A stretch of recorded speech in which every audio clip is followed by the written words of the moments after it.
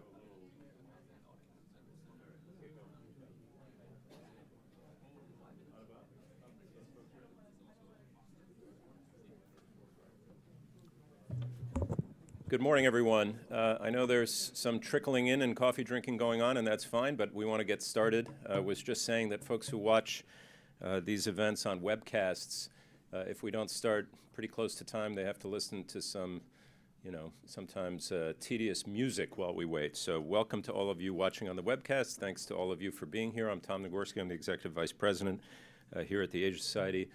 We have a very interesting and we like to think most of our events are timely. This one is super timely for reasons you're probably well aware. Welcome also to Janet Ross, who I believe I saw just coming into the room. Janet's getting her coffee. Take your time, Janet. Longtime supporter of Asia Society's work on the U.S.-China front. Great to have you here. Just some quick program reminders for the coming 10 days or so. Tomorrow night here, at this building, it is First Friday, the month of May, the special Asian Pacific American Heritage Month for us. Free tours of the galleries tomorrow night, including our great exhibition, of course, Unknown Tibet. We also have a special symposium about Tibetan art and history in the auditorium tomorrow night. That's free as well. Indian jazz on the ground floor, an open bar, free beer and sake tastings. I assume not beer and sake together, but anyway, we'll see. That's all here tomorrow night. The May edition of our Asia Breakfast Briefing is a week from today. At this hour, we will have Ian Bremmer here, the Eurasia Group president. He's always interesting and provocative. He has a new book out, which he'll be talking about, signing copies of, I'm sure. It's called Us Versus Them, The Failure of Globalism. That's May the 10th, as I said, at this hour in the morning. And then we're proud to be the New York hosts for the third year running of the Lahore Literary Festival. That is an all-day event, but you can come and go as you like, Saturday, May the 12th. And for those who don't know, that's despite its title and brand, it's about much more than Pakistan and much more than just literature. It's really a festival of ideas, political and literary, from across South Asia. To this morning's program, we were reminded just in thinking about it, the event, of all the pledges that were made by Donald Trump when he was a candidate a few years back. Now, many of them had to do, of course, with the part of the world that we here at the Asia Society worry about. He was going to pull out of the Trans-Pacific Partnership, pull out of the Iran deal, same for the Paris climate agreements. On North Korea, Mr. Trump suggested both a kind of what came to be known as the fire and fury approach, but also at one point said he would go have a hamburger with Kim Jong-un. And something like that may be about to happen. On multiple occasions on the China front, which is, of course, what we're here to talk about today, I think it's fair to say that even by the standards of past presidential campaigns in this country, the level of China bashing on both sides, but really by Mr. Trump, was extreme. He promised a range of punitive measures He said a trade war was worth having to fix what he called, on many occasions and in many different ways, a broken system. So we, along with a lot of people in the media and others, have been kept very busy monitoring what's happened on all these fronts in Asia. And when it comes to China, for a while, I think it's fair to say it seemed that the president would not follow through on that tough approach and the tariffs and other measures that he had promised. But lately, of course, those two words, trade war, are very, very much back in the conversation. Just one quote from Tom Friedman in the Times, something very relevant he had in his column the other day. Quote, "In one corner stand President Trump and his team of China trade hardliners, whose instinct is basically right. This is a fight worth having now, before it is too late, before China gets too big. And in the other corner stands President Xi Jinping of China, whose instinct may also be right. This is a worth having now because it is too late. China is too big." One way to frame it. This morning, to get at this, we really have with us, I guess, perfect guests. We always like to say we have perfect guests, but one of the foremost experts in the world on global trade and one of the great authorities on the Chinese economy. And we're going to begin with the latter and just some basic facts to frame the discussion. And not just basic facts about the Chinese economy, but a really in-depth look at what's going on there with the reforms that Xi Jinping laid out some time back. Dan Rosen is with us this morning, founding partner of the Rhodium Group. He leads their work on China and also the Jack Wadsworth Fellow here at the Asia Society Policy Institute. And it's in that capacity that Dan has been spearheading with us a project here called the China Dashboard.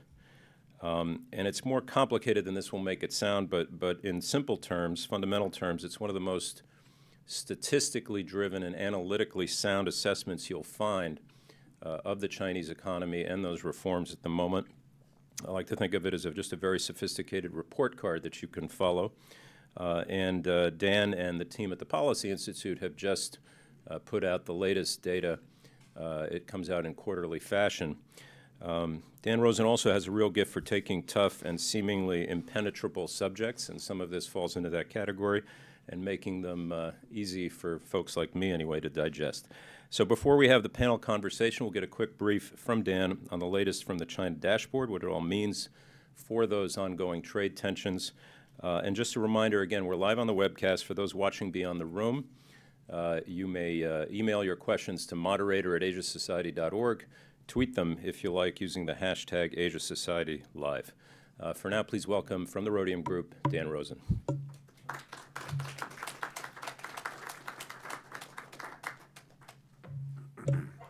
Thank you, Tom, very much, and to the Asia Society for its partnership in this project.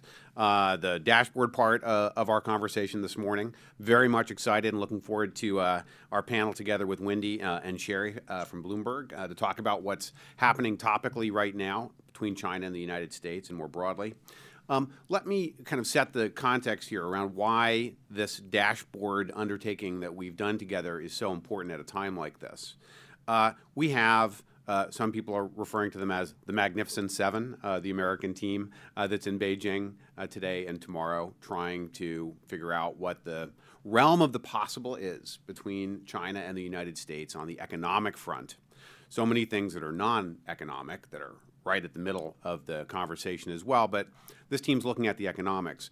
Very hard to discern what's the potential, what's the possible in terms of a compromise or a negotiated outcome this week without having a better sense of the big picture. What's the larger, pulling the camera back, what's the forest look like here? And what this project here that I'm going to summarize our latest quarterly update is all about is asking how much of China's own self-assigned reform agenda is underway, being implemented, and moving forward. The question of how much of China's basic macroeconomic reform is being effected, is being successfully put in place, to a large degree determines how much room there is for negotiating, compromising, coming out together.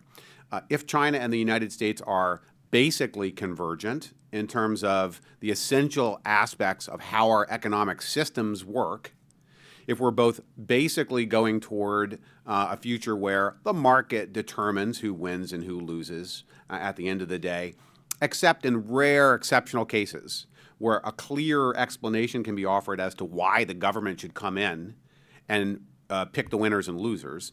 If we're convergent in that way, then there's, despite all the fire and brimstone and fire and fury in economic terms that we hear from time to time, there's a lot of potential to move this thing forward down the road, ultimately.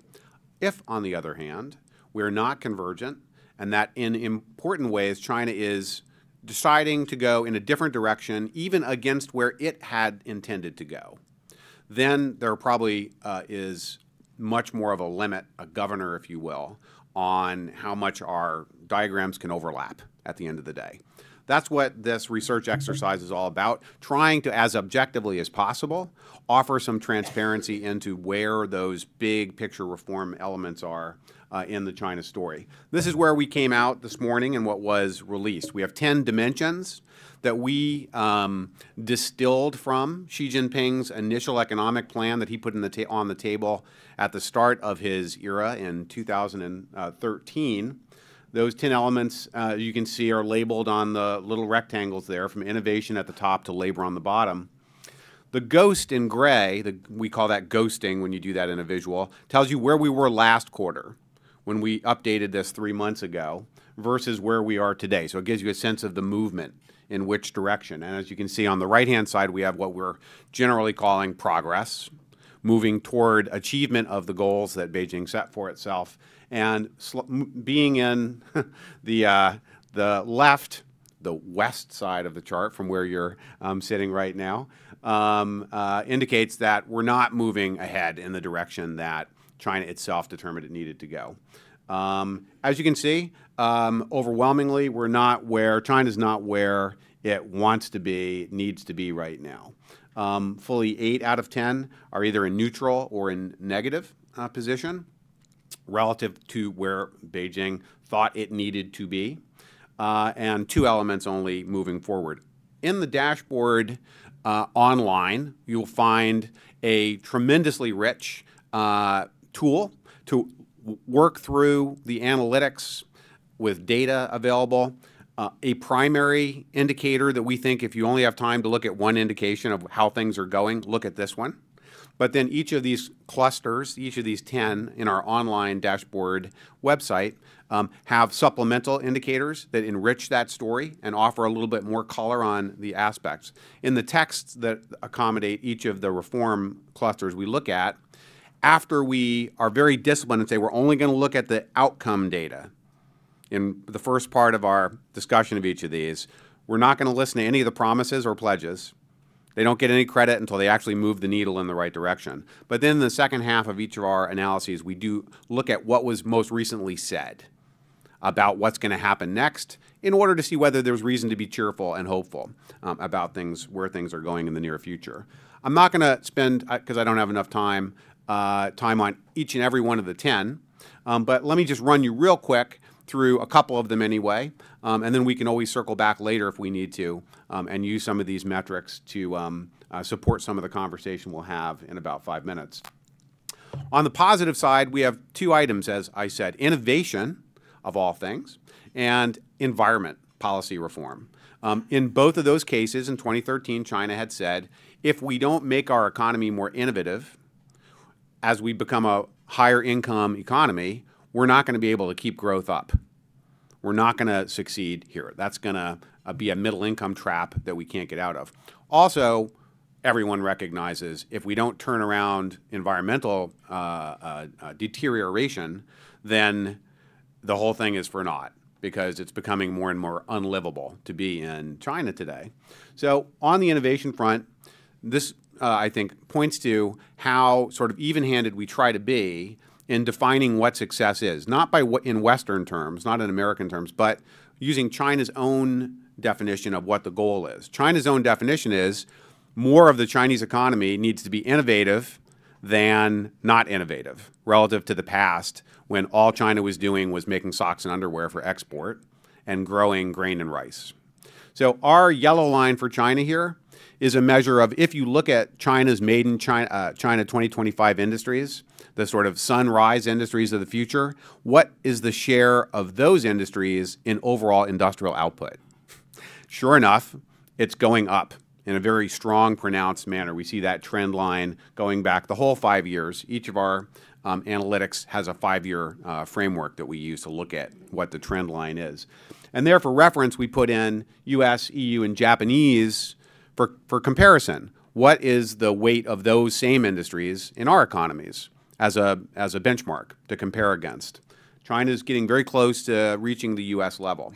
Now, where the footnote, the asterisk on the home run number for China innovation is, that says nothing about how China is getting there.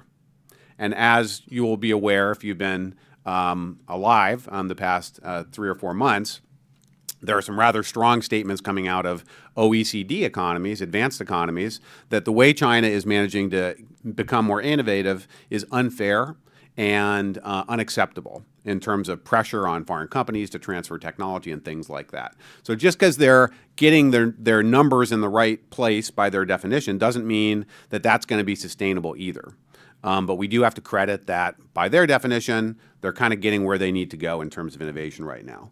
Likewise, on environment, it is quite extraordinary how seriously China is implementing environmental policy controls right now. Wendy and I were down in D.C. at a conference the past 2 days at which a very senior German executive with a German petrochemical company was saying, congratulations to Beijing for having blue skies. All it took was cutting off natural gas, industrial natural gas supplies to his business in Chongqing so that his billion-dollar new plant was sitting idle, losing money for the past 3 or 4 months. Because to keep the skies blue, they had to take all that gas and use it to replace coal that was being burned in North China to keep people warm this past winter, right? So these unintended consequences of environmental reform are quite real. They're going to be a drag on industry that will be an interesting point for conversation for us. And you'll find some of that discussion online in the dashboard website. So moving on from that, I'll just speak to maybe 1 or 2 of the elements that are on the negative side, this one and maybe one other. This is our primary, if you only have time to look at one thing, and all this is public and online, you'll find it, so you don't have to photograph it all, to those of you snapping pics. One of perhaps the most critical question for whether China is modernizing, upgrading the way its system works, whether it really has a model which is ready to rival Western models of economic organization, is the financial system efficient, or is most of China's growth just coming from building up bad debt today? Anybody can build up bad debt, and anybody the size of China can build it up for a long time, but you can't do it forever. And it's not an indication of productivity and sustainability. If it's all debt-based, then you're borrowing from tomorrow to pay for today. You're eating the seed corn, another American Chengyu metaphor we use to describe that. So the blue line there is the ratio of how much, in simple terms, how much capital needs to get put to work to get 1 unit of growth in the economy. In a healthy system, IMF would say it's probably about 3.5 or 4 to 1. $3.5 put to work today. A couple quarters from now, you'll see U.S. growth, demand growth, sustainable, rise by 1, so 3.5 to 1. China today, it's around 7.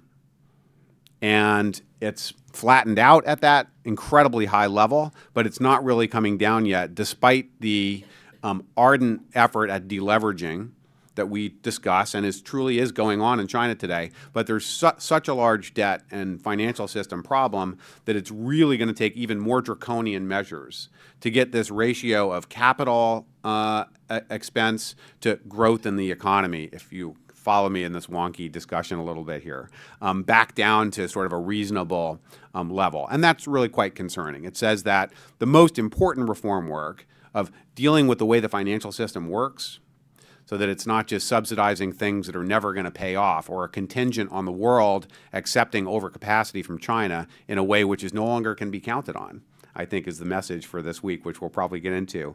Shery's probably going to take us there in discussion very quickly. So you get a sense of where we're going with this. Trying in each case to do this using Chinese data and Chinese goals rather than us imposing some Western construct on what we think should be happening. I'll skip right through. I should probably mention trade, otherwise Wendy will scold me afterwards. We build an index looking not at all Chinese imports, but those things which in 2013 China still had a very high level of trade protection on and were not strategically important to the country. So we're not talking about, you know, import, export of munitions here. We're talking about rather, you know, run-of-the-mill, benign kinds of products, which were nonetheless still highly protected, sort of like sugar is in the United States. We still have ridiculously wasteful trade protection around our sugar growers down in Florida. Some of you may be aware. Well, China has its Everglades sugar growers too, so to speak. Lots of them. But the point of the slide is that we can use an index to see whether on the whole over those 5 years, are they ratcheting down those protections on these non-strategic product areas, and they're not really. We see that very much in neutral. Actually, the dotted line tells us we're actually a little less well off in that regard than we were 5 years ago even. So neutral to slightly negative there. Moving to the last slide I think I want to talk to just for one of time, let me mention that we also look at labor market reform. Here in New York, we don't often talk about things like land reform in China and labor market reform because we're New Yorkers and we don't much worry about those things relative to financial sector reform and whatnot. But for a country like China, most populous country on the planet, hundreds of millions of people still needing to join the modern economy, labor market reform is really important. I want you to look at the orange line. That's migrant workers in China. There's hundreds of millions of them that make the place tick. You know, as the Hamilton line goes, immigrants, we get the job done. Well, in China, the immigrants are internal immigrants, right, from poor provinces coming into the cities around the country. And up until about 2 years ago, the orange line tells us that their annual wage growth, you know, from like $1 an hour, it was going up faster than GDP growth was going up. So they were slowly, but inexorably catching up to their wealthier cousins in town. For the past 2 years, their wage growth has fallen radically, in fact. This is what makes many private economists think that there's actually some kind of slowdown taking place in China that's not being reflected in the official data well enough. Why all of a sudden are these less empowered workers seeing their wage growth at 30% below reported GDP growth levels, right?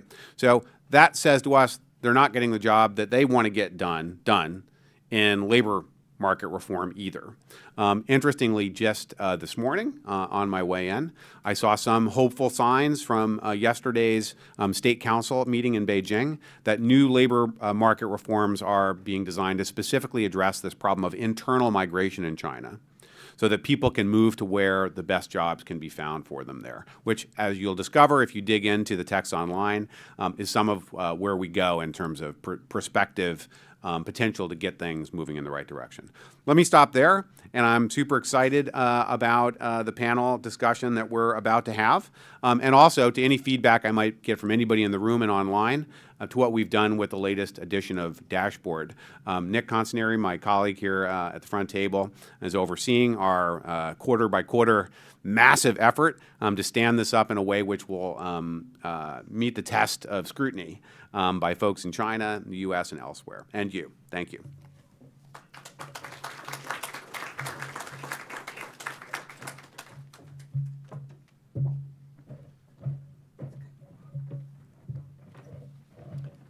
Thank you, Dan. That was great. I appreciate, as I said earlier, your gift for clarity and weaving in things as disparate as eating seed corn in China and Hamilton references. It's great.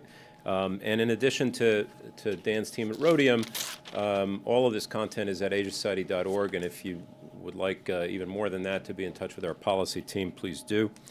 Joining Dan on the stage now, to his right directly, is our own Wendy Cutler, Vice President of the Asia Society Policy Institute, Managing Director of our Washington office.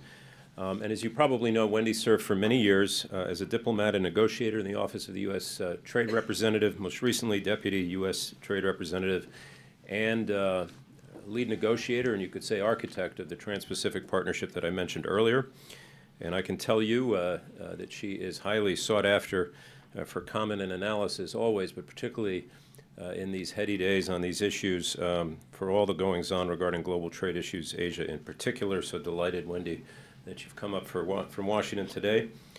Among those who come to Wendy for comment, the team at Bloomberg News, and to Wendy's right is today's moderator from Bloomberg, Shery. She serves as co-anchor both for the Bloomberg Markets Show and Bloomberg Markets Balance of Power. And at the Asia Society, I'll just add this, I don't think this is in the bio you have around here. I'm not going to embarrass you, Shery, but we have a lot of colleagues here with interesting and truly global backgrounds. I'll just share this about Shery. She was raised in Bolivia, was an anchor for NHK Television, NHK World in Tokyo, and a diplomatic correspondent for Arirang TV in Seoul. And so, in addition to English, Shery speaks Spanish, Korean, and Japanese. So, welcome to you all. Shery, stick to English for this one if you would. Thank you, Tom. That wasn't embarrassing at all. But I'm so excited to be here because I've been speaking to Wendy for the past few months remotely, and she's always in DC, so I see her on camera. It's like, Wendy, hi! But today we met in person, so I'm very excited to be here. And also, Dan, thank you so much for that presentation. I'm going to be using it as background on Bloomberg, and I'll be coming to you for more details on that. So today, the topic is averting a China-U.S. trade war. And I have to say, I've been covering this every single day for the past few months, or ever since President Trump came to office. But I'm confused a little bit as well, because there's so much happening. It started with steel and aluminum tariffs. Well, it started with rhetoric, then it started with tariffs, retaliatory tariffs, then revision of tariffs. I'm confused. So let's start with Wendy, who can walk us through what's been happening so far and where we are right now in this tit-for-tat action between the U.S. and China.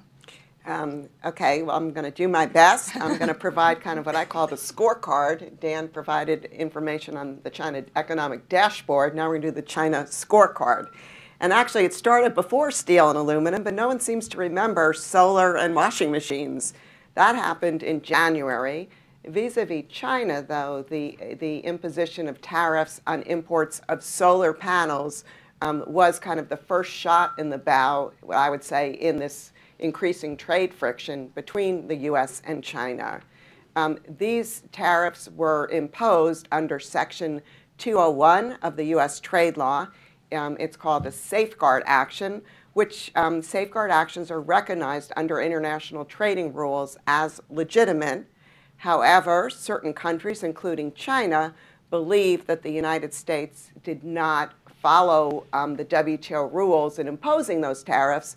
So China is suing the United States in the WTO about our application of those tariffs. In addition, China, soon after we announced imposition of tariffs on solar, they announced an anti-dumping investigation into U.S. imports of sorghum used as feed for animals. And they proceeded with this investigation, and just a few weeks ago announced tariffs of about 187% on U.S. imports of sorghum. So that's number one. Number two, we have the steel and aluminum tariffs that have been imposed against China and other countries. Certain countries recently, earlier this week, were given a permanent exemption from steel and aluminum tariffs, including Korea. Others were given another month to negotiate perhaps non-imposition of the tariffs, including the European Union, Canada, and Mexico. However, vis-a-vis China, we have imposed a 25% against Chinese imports of steel, 10% tariff against imports of aluminum. And China has already responded there, and they have imposed corresponding retaliation in the amount of about $3 billion, hitting a range of U.S. products, including wine and pork. And then probably the most significant action that is still pending, but we are moving rapidly towards potential action, is action under Section 301 of our trade law. And this is a result of an investigation that the United States undertook looking at China's practices on intellectual property and on forced technology transfer. They concluded that China has pursued unfair trade practices and announced a series of measures, including the administration's plan to impose tariffs valued at $50 billion worth of Chinese imports, largely in the sectors that were targeted under in the high technology area. China quickly responded there and came up with their $50 billion list, saying if the U.S. goes ahead and actually imposes these tariffs on $50 billion worth of imports, China would do the same. But guess what? China's list is a lot different than our list in terms of the products they've picked, and they picked a lot of agriculture products and other products that would hurt certain U.S. companies and affect certain districts with significant political importance in the United States, including products like soybeans, planes, cars, etc. If that wasn't enough, President Trump said, well, this isn't okay. I'm going to direct my team now to come up with another list of $100 billion worth of potential tariffs against China. My understanding is that list is being worked on. And in addition, he has asked the Treasury Department to come up with a list of investment restrictions that we could potentially put in place against Chinese investment in the United States, largely to mirror the practices that China is employing to restrict U.S. investment in China. So I'm going to stop there. Yes. I'm sure I cleared that all up. So that took a while. Dan, these, you mentioned the lack of reforms in China. I mean, all of these actions that Wendy mentioned must be also a response in frustration for the lack of reforms in China. When I saw your presentation, my question was, is the lack of reform there a consequence of China's lack of trying, or is it because they've tried but they face challenges, especially in the last few years with the financial meltdown, with the capital flights and so on? I love that question. That is a terrific question. And I'm glad somebody's still asking it, because there's a little bit of a tendency right now for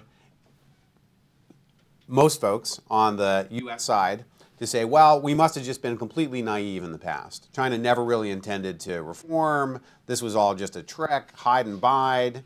We got fooled. It seems the president almost uses those words to talk about where things stand. And yet, if you look back even at the Xi era since 2013, first, this kind of a little bit shocking set of things that I just said, these were China's goals, and this is where China is on its own goals. Those really are China's goals, right? 2013 vintage objectives that were set out, which Xi himself said, if we don't achieve these, we will find ourselves in a dead end. We and the party, he mentioned, is part of the we he was talking about, will really find ourselves, you know, lost and in trouble and in a in a blind alley that we can't get out of, right? So one, they put a plan on the table that was dead serious, which is what got us started. Tom goes back here, and Deborah, to our early effort to deal with this, how to interpret this extraordinary thing. And then over the past 5 years, we had an attempt to truly open up the equity markets, right, which was very exciting for a moment and then turned into an equity market meltdown and all sorts of the repercussions of that. We had a completely sincere, real effort to reduce barriers on the capital account and let Chinese global investment take off. And that certainly worked, right? And my colleagues at Rhodium and I do a ton of work on the direct investment footprint of China, not just in the US, but all over the world.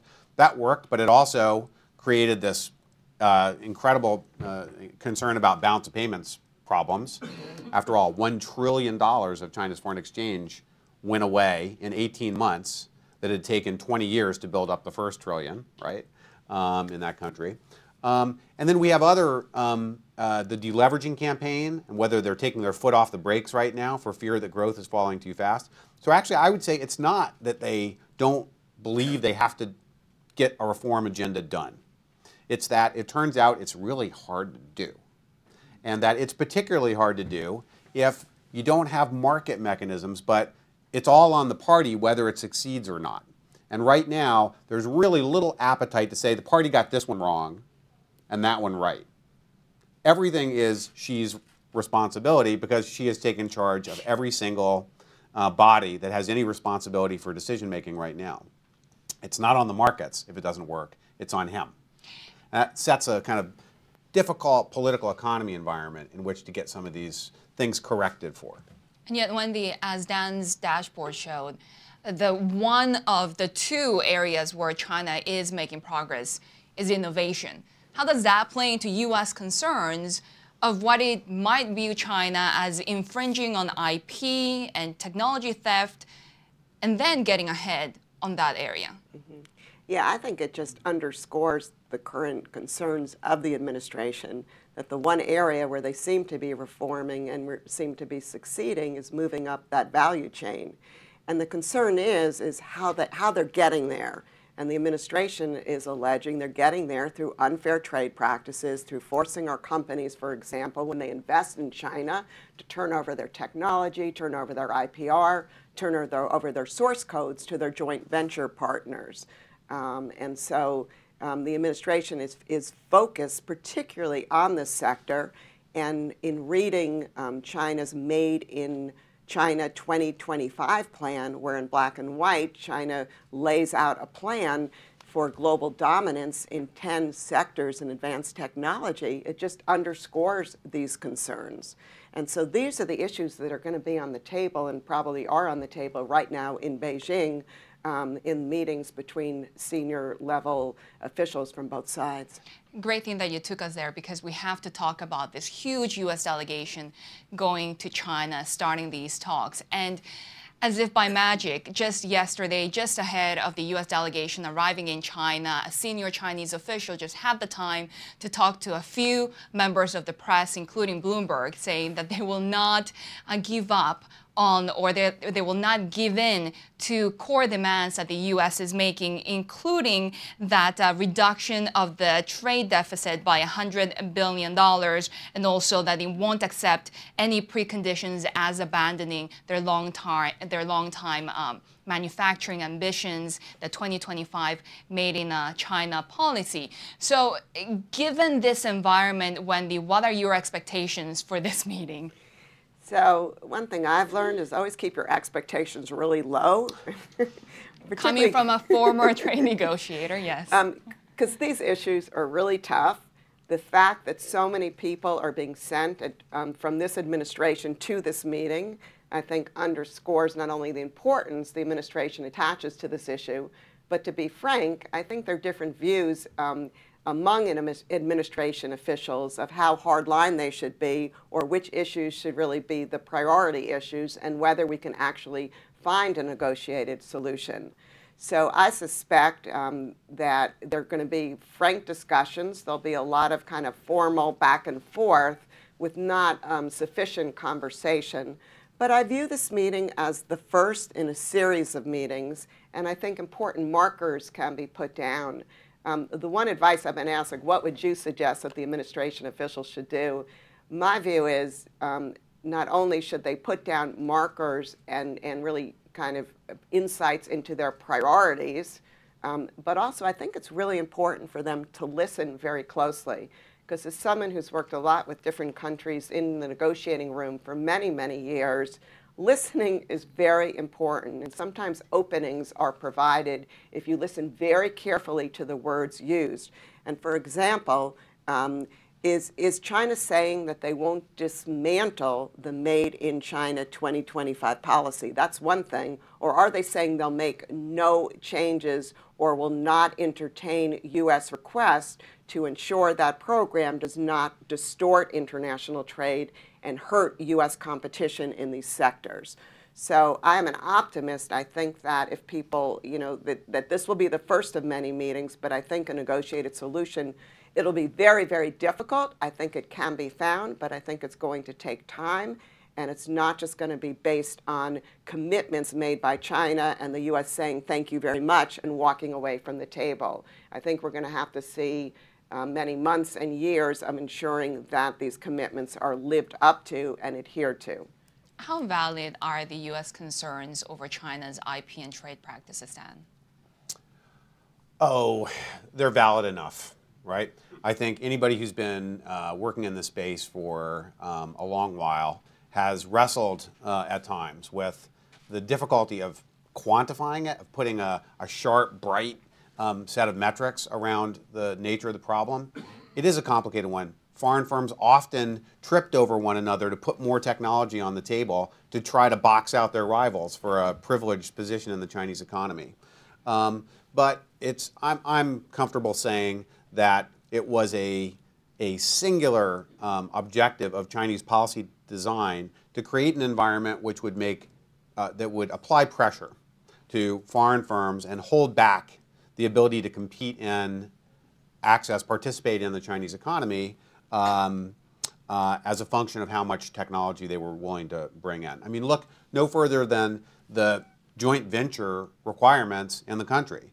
In the vast bulk of industries, you can't even own your own business.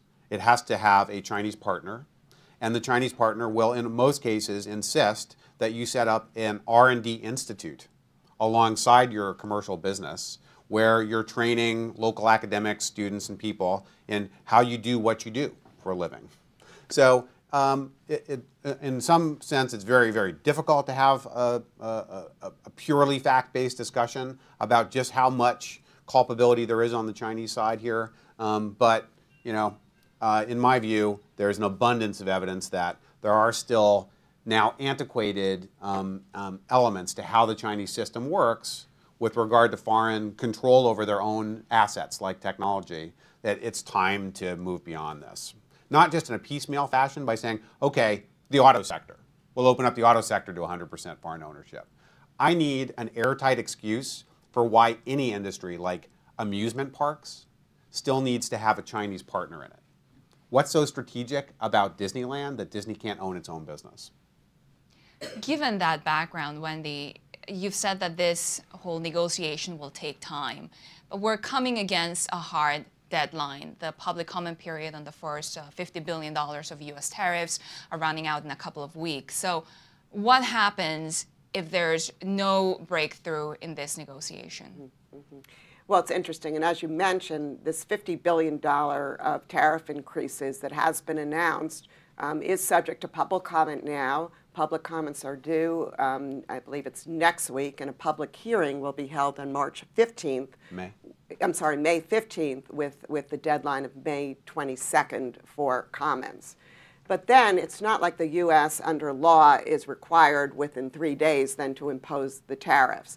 I think they're going to spend some time, and they'll need to spend time really looking at the comments that have been received. Because while I think that the administration team has tried very hard to come up with a tariff list that will hurt China more than the United States, I think a number of these comments will reveal that U.S. businesses with U.S. workers will be affected by some of these tariff increases, factories that rely on Chinese inputs, factories that rely on Chinese machinery. And so I think there will be adjustments in this list. Also, even after once the adjustments are made, the administration has time they can delay imposition of tariffs. They can say, we are in negotiations, we're going to suspend this investigation. So the tariffs are on the horizon, and it will be, you know, the administration's going to have to make the call about if and whether they should actually impose these tariffs. And I suspect a lot of that call will be based on what they hear in Beijing this week. You've talked about the Chinese retaliatory tariffs being on political pressure points for here in the United States, soybeans, pork, the ag sector that affects a lot of President Trump's base. But at the same time, given that some say that China will lose a trade war, given that they export more to the U.S., how true is that? Yeah, I mean, people look at this very simply. Since they sell a lot more to us, they're going to be a lot more vulnerable in a trade war. And my view is just the opposite. I think that China could survive and has much more wherewithal to live through a trade war than the United States. And a lot of this just has to do with the way that their society is structured. I think in the U.S., and we're already seeing this, where senators and congressmen are already coming into the administration along with stakeholders saying, end this. We're, the U.S. farm community couldn't be more vocal that they do not want to be in the crosshairs of a potential trade war, and they would like a negotiated settlement.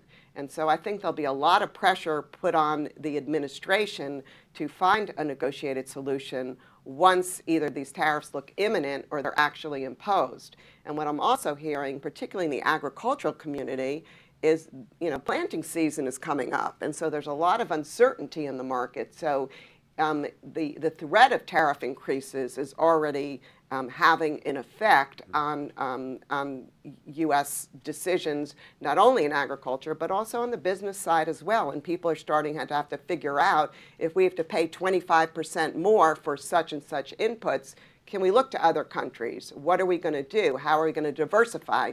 Or do we just pay the tariff? And so even the threat of tariffs is creating kind of an uncertainty in the U.S. economy. Dan? I mean, I think Wendy is making absolutely the right point, that nobody who tells you they can be confident about who wins and loses and what the magnitude of the losses would be is telling you the truth. Nobody really knows. You'd be better trying to predict the weather a month from now, today in New York, than trying to guess what the economics are going to look like at the end of the day. When it comes to U.S. soybean exports or sorghum, for example, if China chooses to go to Canadian supply instead of U.S., then that takes Canadian soybeans off the international market. Who fills that unfilled order from Canada? The United States does, right? So it's extremely difficult and complex to game all this through. But we do know, because we modeled it a lot over the years, that globalizing international trade had this terrifically good effect on consumers everywhere, right? Consumer buying power, stretching that consumer dollar from Kentucky to Kyoto was a global reality. If we put this thing in reverse and go beyond just this tit-for-tat brinksmanship to really starting to disassemble the kind of production chains that we've built over the past 3 decades, it's going to impose a general inflationary drag on all of us, for sure. That's about as far as we can go empirically. What we do know, though, is that the political systems in China and the U.S. are different, right? So we were talking about President Xi Jinping consolidating his power in China, and yet here in the U.S., we're in a democracy with many different stakeholders. Wendy, is that going to affect who can endure a trade war longer? Oh, I think so. And I think if you read the Chinese press, I mean, China's beginning to get, the message out from up top that, we are being unfairly pointed to on these practices, and we can, if this means that the U.S. is going to put up tariffs against us, we can live through this. And so I think the different political systems will really contribute to China being able to last longer in such a trade war. But I don't want to underestimate, there are a lot of costs for China as well. And I mean, the key point is no one wins in this tariff tit for tat. And both sides have a lot to lose: consumers, workers, companies. And so, once again, I think it's important that both sides are beginning to talk, because a negotiated solution, to me, is the best route forward. Okay, so a negotiated solution, but at the same time, we're talking about tariffs and a trade war not being good in trying to change China's behavior. What about investment curbs? Maybe I'll let Dan start. Look at his eyebrows. Look, the U.S. has, we're not talking about changes to U.S. trade and investment policy between the United States and North Korea, because we have no trade and investment. Part of what we're dealing with here is that China and the United States are deeply, deeply partnered together as economic partners. There's a lot that knits us together. Just as for the United States and Canada, we've had more trade disputes with Canada over the past 50 years than anybody else. Doesn't mean that we've got a problem with Canada. It means we trade a lot. So some of the trade and a lot of the investment tensions we're having right now are a result of, we didn't ever used to have any Chinese investment in America, and now we do. And it's happening at a time when the nature of vulnerability around different technologies is changing quickly. The Germans are unsure about American investment in Germany. So not surprising, we're, for the first time in more than a decade now, looking at our investment screening regimes and asking, in light of technology, in light of China, in light of all these things, does this need changing and upgrading? The answer to that is yes, it does. And every nation, including China, is going through that same stock-taking process of asking, how do I take the security anxieties off the table so that I can let business people do what business people need to do? On top of that, unfortunately, this White House is politicizing the imposition of new investment restrictions, and that showed up in the 301 executive order as one of 3 elements that was put on the table. So far, the president has stayed his hand. His Treasury Department has stayed its hand. If Secretary Mnuchin does not come back from Beijing with a clear answer to what he negotiated and succeeded in getting from Beijing on the investment front, he's going to have to answer the question, what is Washington's new investment restriction under the 301 executive order? So, you know, we have to be careful about what we threaten to do because we have to follow up on it when we do it. And there are some things that could happen on the investment side which might not be so useful really in the longer run, but which could happen now. But important to separate these sort of momentary political instincts that maybe we could use that for leverage from the larger reform, for example, of the CFIUS process that you hear about, which by and large is a reasonable thing for the United States to be doing at this point in time.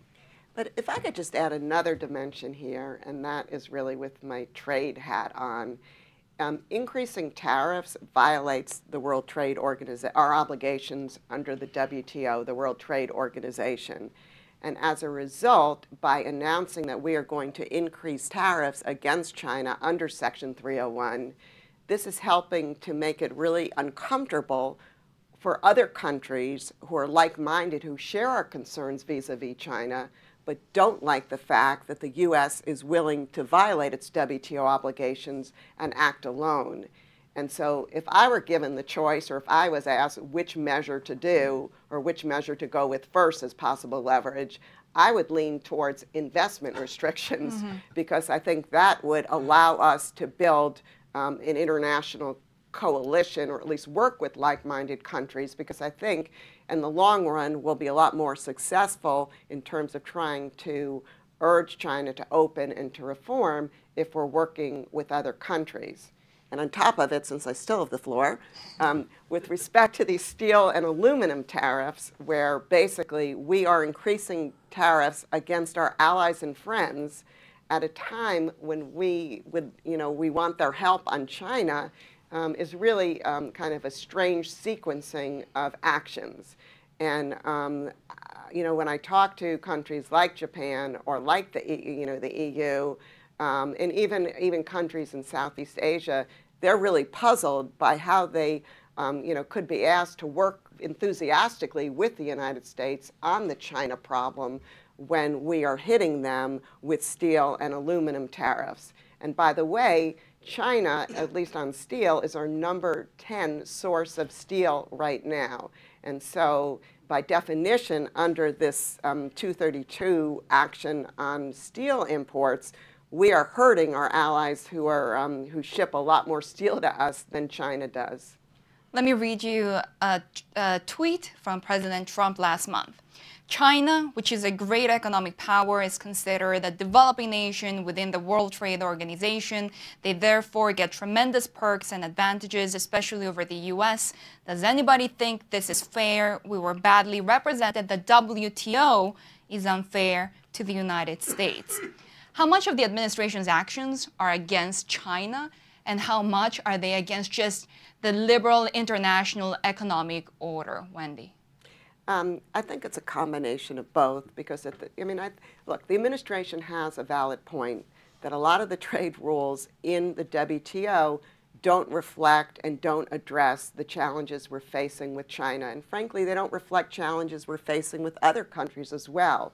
The WTO has not been able to negotiate a comprehensive new rules in areas now for over 20 years, and so we're kind of stuck with the old rules. And so there is validity to the administration's point.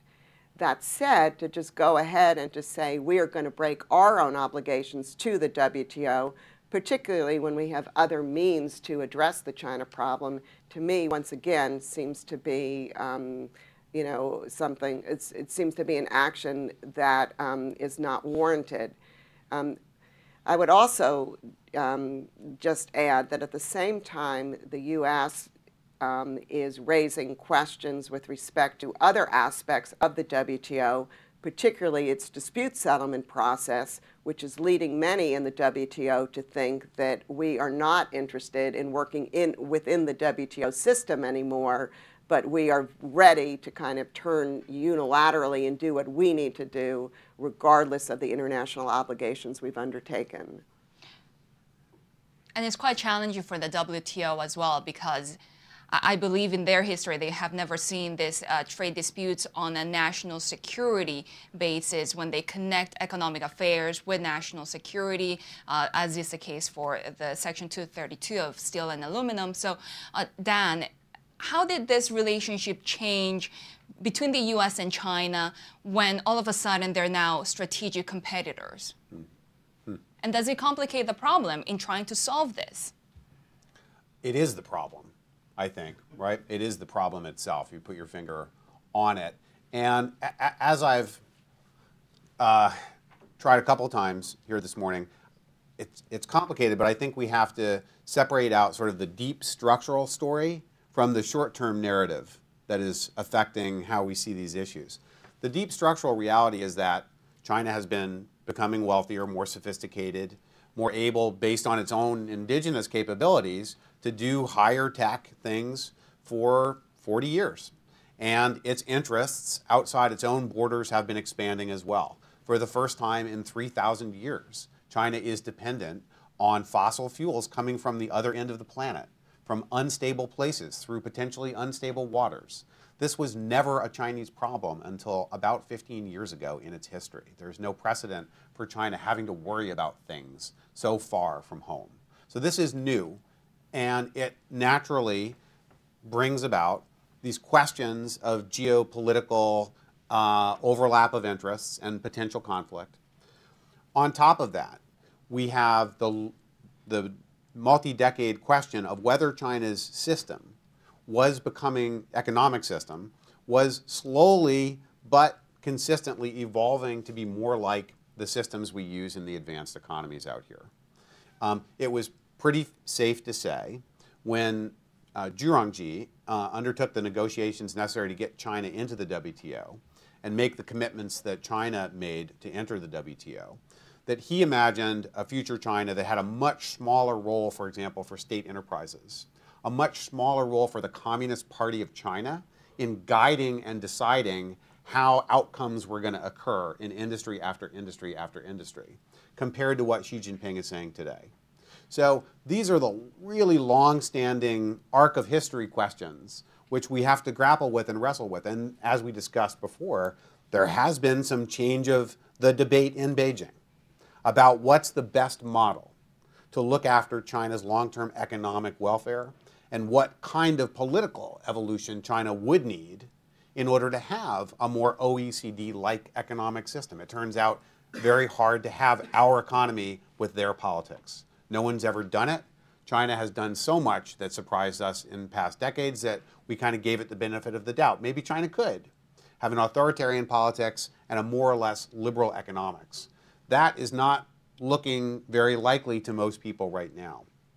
And on top of that, even in just the past few months, many Chinese on the economic side have started explicitly saying China's model is different than the Western model.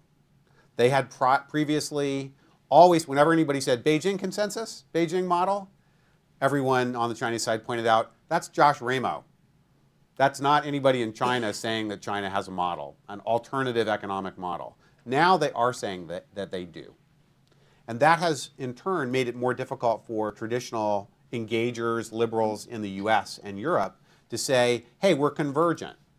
We're going to get to the same place. We just have to manage patients, maybe deal with the symptoms of trade problems in the for the time being, but we don't have to really contemplate blowing up the system as we know it.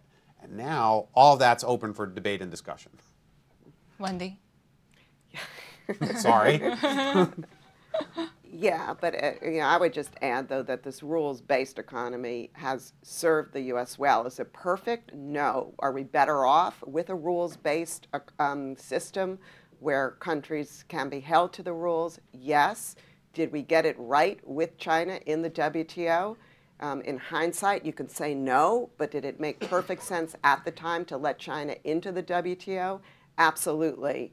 And so, these are the issues. You can't predict the future. I think there were two things. There were two expectations in 2000 China joined. One was, as Dan mentioned, I think there was a sense that China was on kind of on a trajectory towards reform and opening. It was unstoppable, and that the WTO would help, that China's working with other countries in the WTO would help accelerate that trend. And second, the other expectation, once again, was that the WTO would keep negotiating updated rules. And that just didn't happen. The Doha round was launched right when China joined the WTO. And, well, I think from the U.S. perspective, the Doha round is dead. Other people say it's on life support. It's never reached a successful conclusion. And the WTO has experienced, I think, two successful, very specific negotiating outcomes over the past 20 years, but they haven't updated the rules. They don't deal. There are no rules in state-owned enterprises, for example, in the WTO. There are no updated rules on digital trade, on the internet, et cetera. And so, that's kind of what we're left with. Let me just amplify the importance of what Wendy's saying.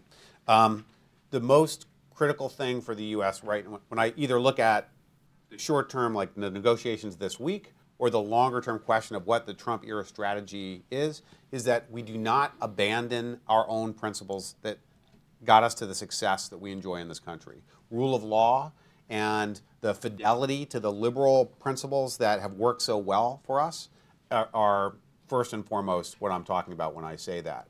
We are showing some temptation in some circles right now to maybe do it the Chinese way, because it seems to be working pretty well for them.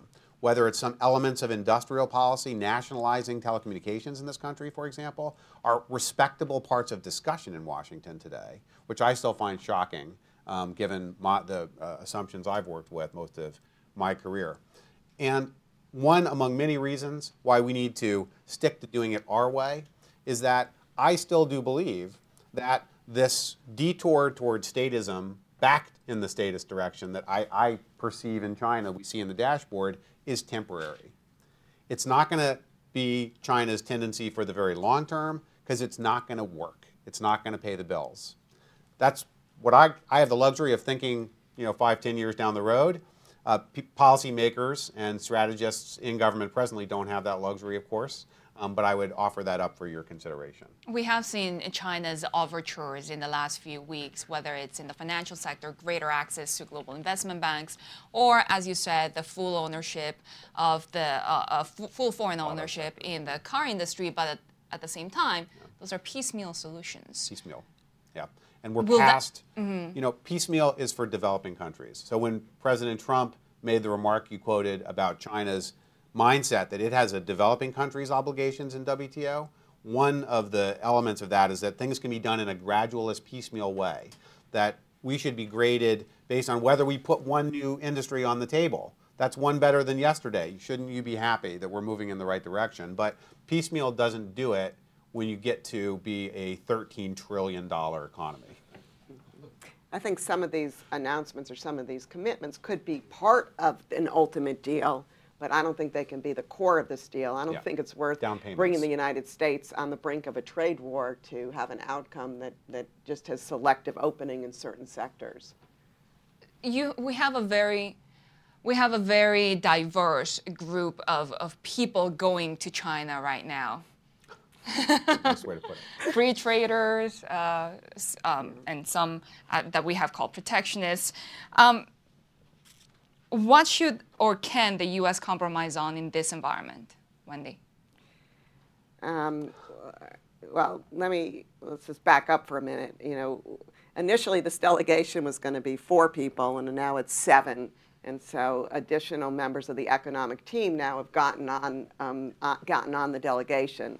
And that's important, number one, if you want to be viewed as a player on these China decisions. You want to go to Beijing and be part of this discussion. You want to be seen by the Chinese to be at the table. And when the discussions move back to Washington in the Oval Office, you want to be in the Oval Office and be able to say you were there in Beijing. But I think what it also suggests is that there's just not a unified position among the administration on these issues. I think overall they share the same concerns, but I think there are differences of views in terms of whether what a negotiated solution should look like, or even whether there should be a negotiated solution.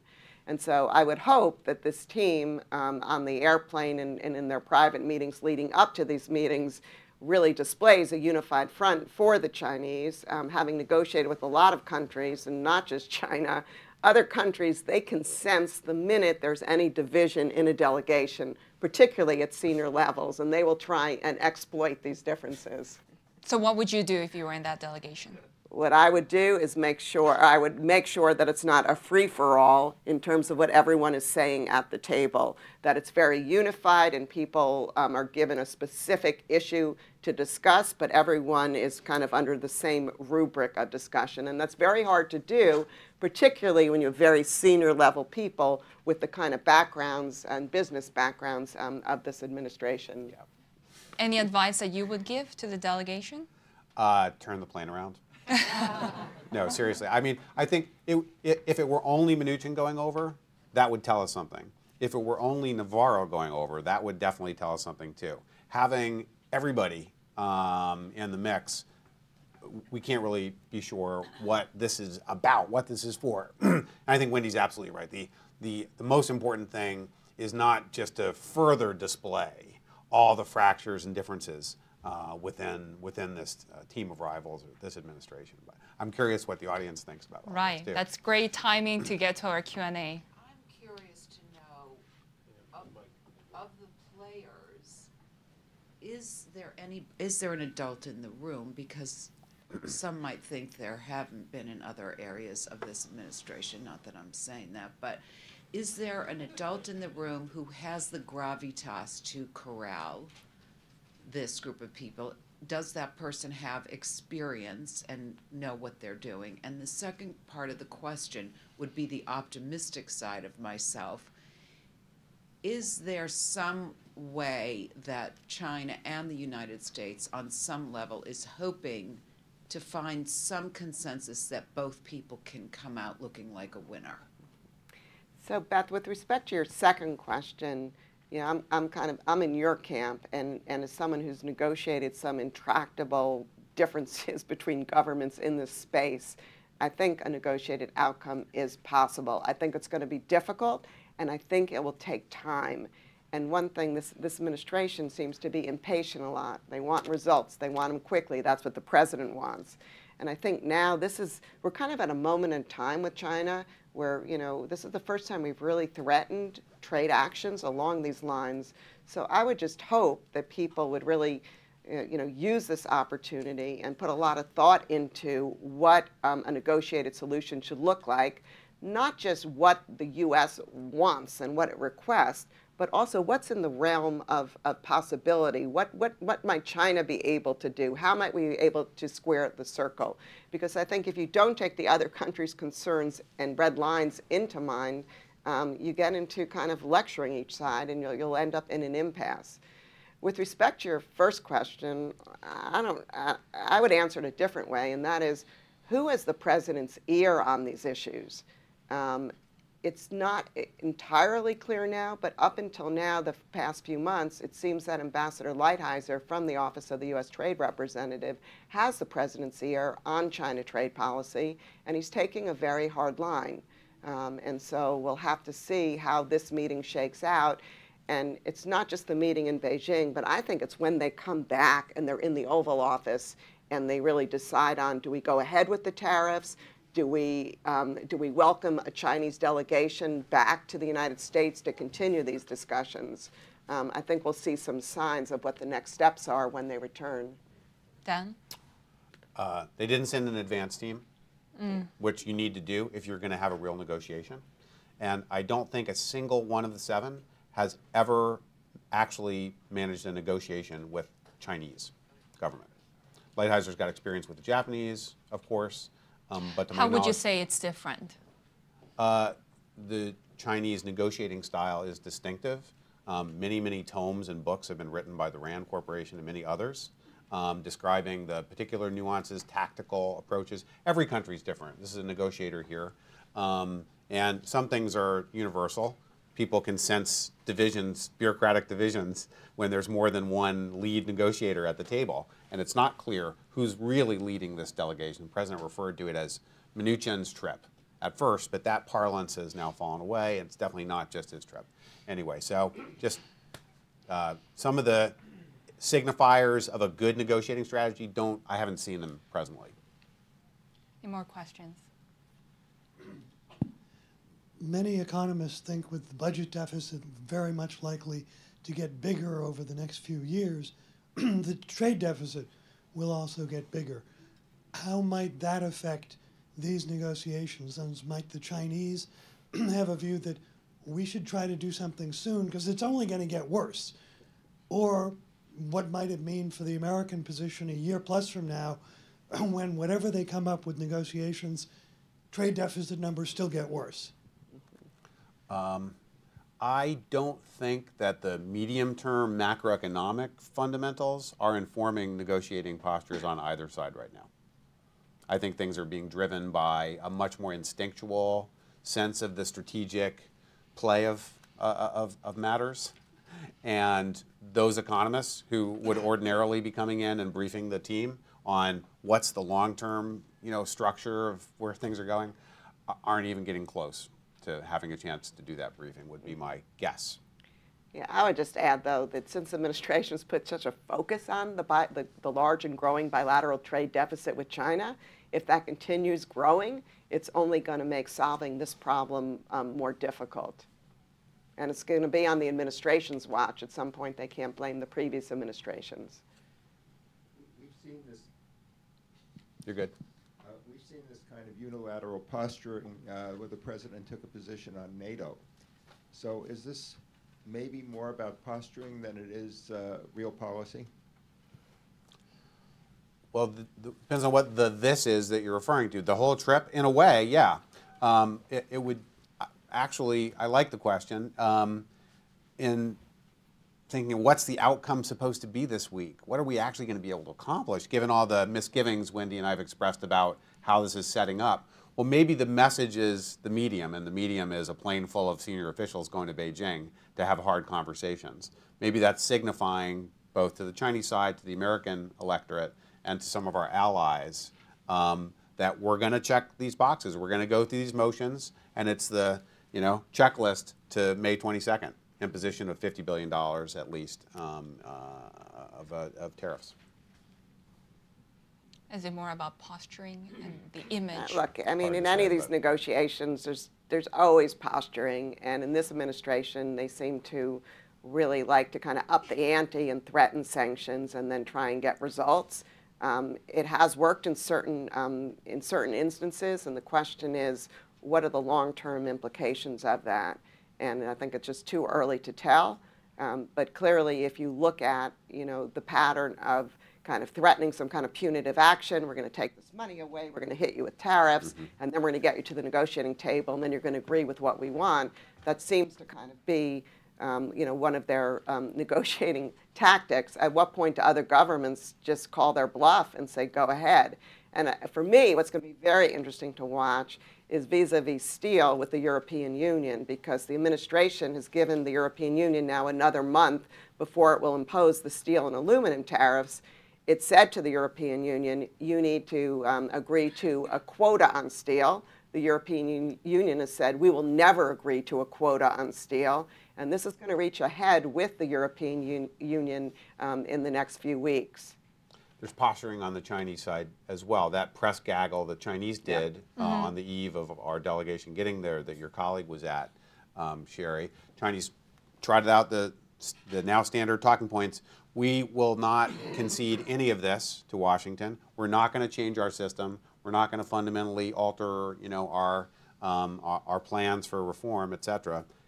However, just this year, President Xi himself has made big out-of-cycle commitments to open up important sectors of the country way ahead of the timetable that they had intended. So, you have, of course, leaders on all sides saying, never under pressure will I agree to have this kind of conversation. And in practice, we can start to identify all sorts of measures that people are playing with to try to get out of a train wreck. And how you turn it around so it looks like it's coming from you, not because you're under pressure as well. Of course. Exactly. Any more questions? Here, Dan. Just in terms of broad strategy, you mentioned the extension given on steel. Wendy, to put you on the spot regarding another part of what was once your portfolio, noises on NAFTA were very, very negative from the administration for a while. You don't hear so much negativity now. Have they decided at least that they want just one war at a time? They want one more war at a time. They should have thought of that before. Yeah. I mean, is there a sense that NAFTA's going to get patched up and that let's just get it done. We've made our point, and the main game is here. It's interesting watching the NAFTA negotiations now because the way I understand, Ambassador Lighthizer said there's about 2 more weeks if we're going to wrap this up. The idea being that if you want to use the current trade promotion authority by Congress and get it passed in this Congress, you need to basically notify the agreement to Congress in sometime this month. And so there is a real intensive negotiating cycle going on now trying to wrap these negotiations up. But you're absolutely correct that the tone on NAFTA is very different now. And frankly, there are a lot of positive statements in the press. We're almost 80% done on NAFTA.